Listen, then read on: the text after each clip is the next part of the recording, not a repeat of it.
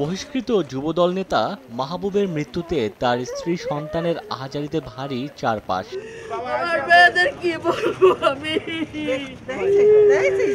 শুক্রবার দুপুরে খুলনার দৌলতপুর থানা যুবদলের বহিষ্কৃত সাবেক সহসভাপতি মাহবুবুর রহমান মোল্লাকে নিজ বাসার সামনে গুলি করে ও পায়ের রগ কেটে হত্যা করেছে সন্ত্রাসীরা। পূর্ব শত্রুতার জেরে এই হত্যাকাণ্ড বলে দাবি স্বজন ও বিএনপি নেতাকর্মীদের। আমি চাই ন্যায় বিচার হোক, যে চলে যা তো চলে গেছে, আইনের শাসন প্রতিষ্ঠা হোক, এইটাই দোয়া করি এবং সবার কাছে এবং সমাজের কাছে, আইন শৃঙ্খলা ইসের কাছে এইটাই দাবি। আমরা এর সুষ্ঠু তদন্ত চাচ্ছি, তদন্ত করে সুষ্ঠু বিচার চাচ্ছি, কারণ বর্তমান সময়ে যে আইন শৃঙ্খলার অবনতি হয়েছে প্রশাসনের প্রতি দৃষ্টি আকর্ষণ করছে। কারা করেছে কি করেছে পুলিশ জানে, আমরা চাই যে প্রকৃত হত্যাকারী যারা তারা গ্রেপ্তার হোক, তাদের শাস্তি হোক। স্থানীয়রা জানান এদিন দুপুরে বাসার সামনে নিজের প্রাইভেট কার পরিষ্কার করছিলেন তিনি।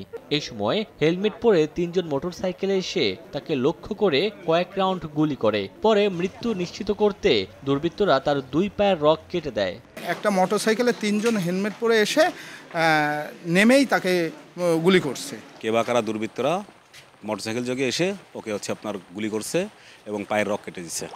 কেটে দিয়ে মৃত্যু নিশ্চিত করে তারা এখান থেকে ঘটনাস্থল থেকে ত্যাগ করছে। হত্যায় জড়িতদের শনাক্ত ও আটকের চেষ্টা চলছে বলে জানিয়েছে পুলিশ।